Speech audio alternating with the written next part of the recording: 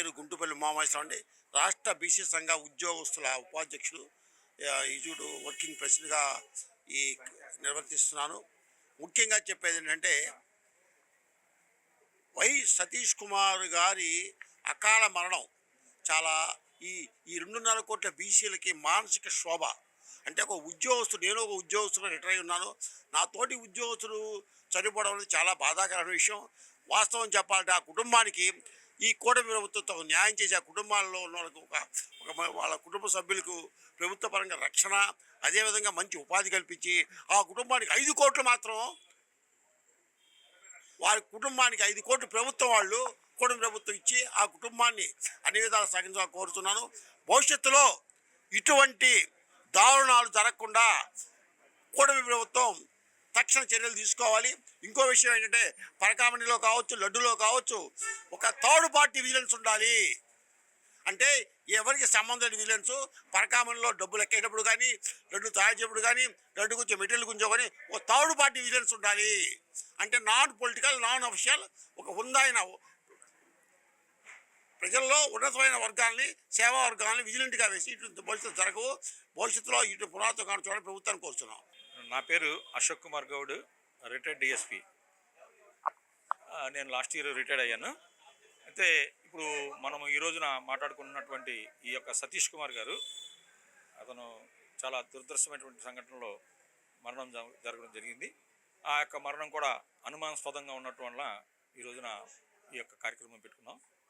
దాంట్లో భాగంగా నేను గతంలో టీటీడీలో పనిచేసిన సమయంలో ఈ సతీష్ కుమార్ గారు అక్కడ విజిలెన్స్ ఇన్స్పెక్టర్గా, అంటే అక్కడ ఎస్ఐ ర్యాంక్ని విజిలెన్స్ ఇన్స్పెక్టర్ అంటారు, డిఎస్పీని విజిలెన్స్ అండ్ సెక్యూరిటీ ఆఫీసర్ అంటారు, మేము విధులు నిర్వహించేవాళ్ళం.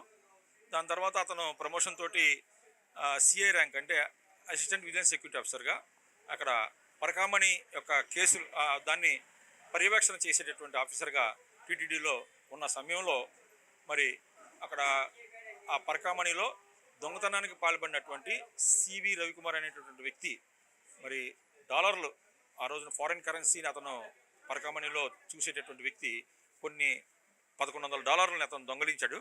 అటువంటి దొంగిలించినటువంటి సమయంలో దాన్ని పోలీస్ కేసుగా రిపోర్ట్ ఇచ్చి ఒక కేసు రిజిస్టర్ చేయడం జరిగింది.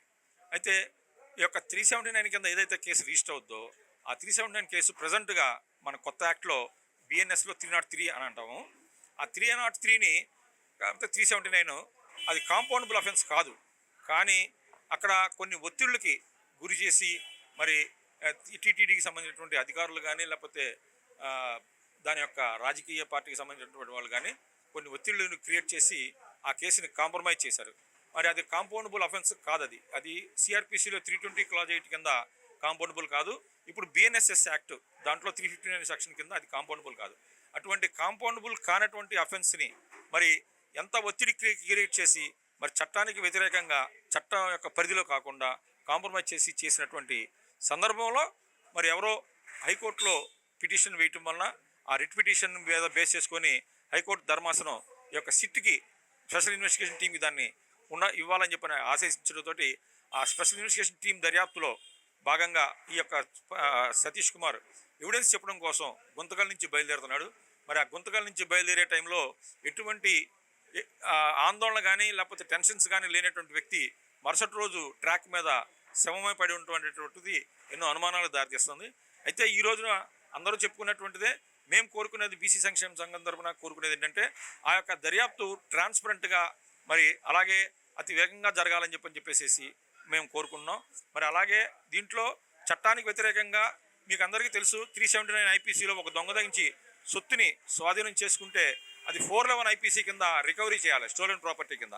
అలా స్టోలెన్ ప్రాపర్టీ కింద రికవరీ చేయకుండా దాన్ని మరలా మరి ఏదో దానం కింద ఇచ్చినట్లుగా టీటీడీకి రిటర్న్ చేయడం అనేటటువంటిది కూడా చట్టానికి వ్యతిరేకమైనటువంటి సబ్జెక్టు. అటువంటి ఇంత క్లియర్గా చట్ట వ్యతిరేకమైనటువంటి కార్యక్రమాలు కనిపిస్తున్నా సరే మరి ఇంకా డిలేగా, ఇంత ఆలస్యంగా ఇన్వెస్టిగేషన్ జరుగుతున్నటువంటిది మాకు అనుమానం కలగజేస్తుంది. కాబట్టి దీంట్లో మేము కోరుకునేది ఆ యొక్క సతీష్ యొక్క ఆత్మ శాంతించాలంటే మరి యొక్క దర్యాప్తులో ఎటువంటి తాత్సరం లేకుండా వేగంగా జరగాలి. మీ అందరికీ తెలుసు, justice delayed is justice denied అని. కాబట్టి ఆ విధమైనటువంటి అలసత్వం కానీ, ఆలస్యం కానీ లేకుండా దీనిలో వేగవంతంగా చేసి ఆ యొక్క సతీష్ కుమార్ యొక్క ఫ్యామిలీకి, ఆ కుటుంబానికి మరి రావాల్సినటువంటి అన్ని అమాల్మెంట్స్ ఇస్తూ న్యాయం చేయాలని కోరుకుంటున్నాం. పివిఎస్ఎన్ మూర్తి, రాష్ట్ర ఎంబీసీ రాష్ట్ర అధ్యక్షుడిని, అట్లాగే ఎంప్లాయీస్ అసోసియేషన్ ప్రెసిడెంట్ని కూడా. అయితే ఈ సతీష్ కుమార్ గారు, వై సతీష్ కుమార్ గారు మా కులస్తుడు. ఆయన మరి దీంట్లో అన్యాయంగా మరి హత్య అనేటువంటిది ఇప్పటి వరకు కూడా ప్రభుత్వం దాన్ని బయటకు తీసుకురాలేదు. ఈ సందర్భంగా మీరు ప్రభుత్వాన్ని డిమాండ్ చేసేది ఏంటంటే అది ఏమిటి అనేది మీరు తేల్చి వెంటనే ఆ యొక్క కుటుంబానికి న్యాయం చేయాలని మన బీసీ సంక్షేమ సంఘం ఉద్యోగస్తుల అధిపతిగా నేను ప్రభుత్వాన్ని డిమాండ్ చేస్తున్నాను. నా పేరు చిప్పాడు చందు, విజయవాడ బీసీ సంక్షేమ సంఘం నగర అధ్యక్షుడిని. ఏదైతే తిరుపతిలో పరకాయ కేసులో వై సతీష్ ఆత్మహత్య గురయ్యారో అది కొద్దిగా వివాదాస్పదంగా అనుమానాస్పదంగా మా బీసీ కుటుంబ సభ్యులందరం భావిస్తున్నాం. దాన్ని త్వరగా ప్రత్యేక బృందం ఏర్పాటు చేసి పోలీస్ శాఖ వారు ఎవరైతే నేరస్తులు ఉన్నారో వారిని త్వరగా పట్టుకొని తీవ్రంగా శిక్షించవలసిందిగా ఈ బీసీ కుటుంబ సభ్యులందరి తరపు నుంచి కూడా తీవ్రంగా ఖండిస్తున్నాం. అది ప్రధాన సాక్షి అనే నెపంతో అగ్రకులాలు ఏమైనా వారిని మట్టు పెట్టే దిశగా ప్రయత్నాలు చేశారేమని మా బీసీల అనుమానం. అది దాని గురించి గవర్నమెంట్ వారు కూడా ప్రత్యేకమైన శ్రద్ధ పెట్టి ఆ యొక్క కేసుని త్వరగా విచారణ జరిపించవలసిందిగా గవర్నమెంట్ వారిని కూడా మేము అభ్యర్థిస్తున్నాం.